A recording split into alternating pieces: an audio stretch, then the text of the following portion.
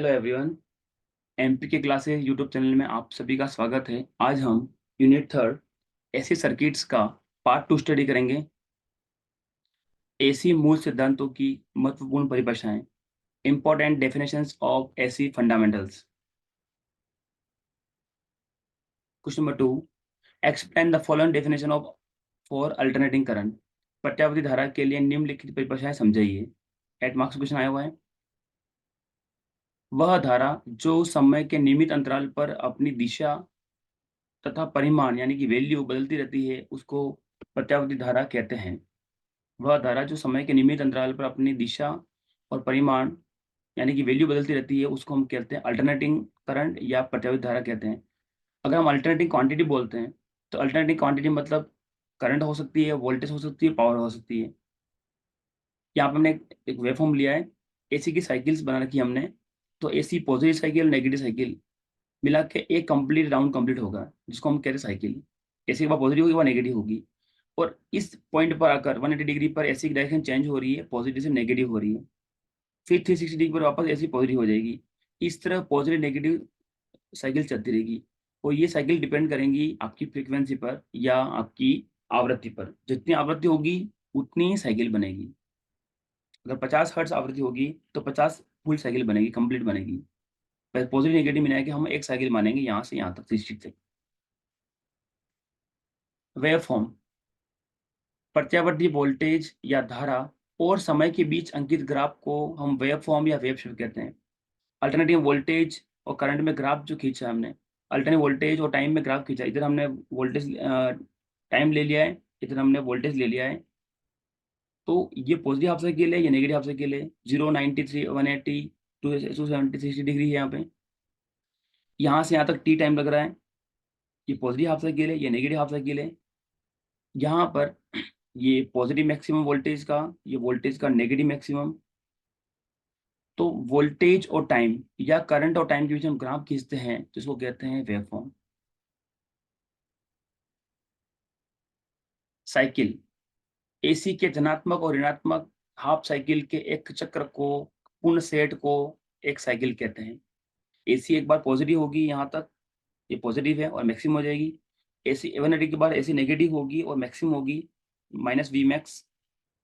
ये पॉजिटिव और minus negative दोनों बराबर होंगे, बस ये पॉजिटिव होगा या नेगेटिव होगा। ये positive half cycle, negative half cycle. तो पॉजिटिव और नेगेटिव हाफ साइकिल पूरे ग्रुप को एक साथ हम कहेंगे साइकिल। एसी के पॉजिटिव और नेगेटिव हाफ साइकिल को एक साथ एक पूर्ण सेट को हम साइकिल कहते हैं या चक्र कहते हैं। टाइम पीरियड, आवर्तकाल, एसी वोल्टेज और करंट द्वारा एक पूर्ण चक्र को पूरा करने के लिए जितना समय लगता है उसको हम आवर्तकाल कहते हैं। यानी एसी के इस पूरी साइकिल को पूरा करने में कितना समय लग रहा है, ये जो टी टाइम है यहाँ से लेकर यहाँ तक का जो टाइम है टी, उसको हम कहेंगे आवर्तकाल। आवर्तकाल को सेकंड में मापा जाता है, इसको कैपिटल टी से डिनोट करते हैं। आवर्तकाल time period equal to 1/फ्रीक्वेंसी।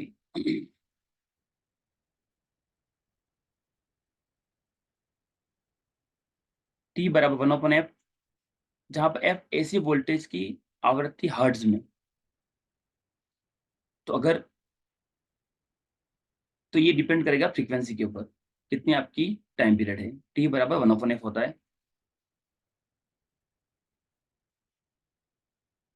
Next topic is frequency, आवृत्ति। एसी वोल्टेज करंट द्वारा प्रति सेकंड पूरे किए गए चक्रों की संख्या को आवृत्ति कहते हैं। यानी एसी वोल्टेज करंट द्वारा एक सेकंड में कितनी साइकिल बनाई जा रही है, कितनी साइकिल वो पूरी कर रहा है, उसको हम कहते हैं आवृत्ति, इंग्लिश में कहते हैं फ्रीक्वेंसी।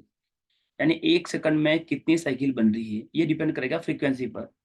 आवृत्ति को साइकिल्स पर सेकंड में या मापते हैं, साइकिल्स पर सेकंड या हर्ट्ज में मापते हैं। तो फ्रीक्वेंसी बराबर 1 टाइम पीरियड, एफ बराबर 1/t। तो हम कह सकते हैं कि साइकिल्स पर सेकंड कितने चक्र बन रहे हैं उसको हम हर्ट्ज बोल सकते हैं, साइकिल्स पर सेकंड में बोल सकते हैं। भारत में एसी की आवृत्ति 50 हर्ट्ज है। इसका मतलब ये हुआ कि एसी वोल्टेज और करंट एक सेकंड में 50 चक्र पूरा करता है। 50 मतलब ऐसे 50 साइकिल बनाइए पूरी पूरी, ये एक साइकिल काउंट होगा। पॉजिटिव नेगेटिव मिला के एक राउंड कंप्लीट होगा। ऐसे 50 साइकिल पूरे करेगा तो हम कहेंगे इंडिया में 50 हर्ट्ज फ्रीक्वेंसी है। कोणीय वेग, एंगुलर वेलोसिटी एसी वोल्टेज और करंट द्वारा प्रति सेकंड रेडियन में पूरे किए गए चक्रों की संख्या को कोणीय वेग कहते हैं। यानी कि हम जो ये साइकिल्स काउंट कर रहे हैं, इसको हम अगर रेडियन में काउंट करेंगे, तो वो कहलाएगा कोणीय वेग। कोणीय वेग को रेडियन पर सेकंड में मापा जाता है।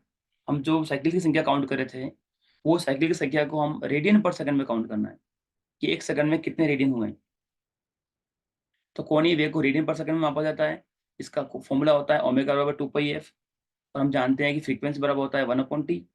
तो इस f की जगह हम 1/t पुट करेंगे, तो ओमेगा बराबर 2π/t हो जाएगा। f क्या है?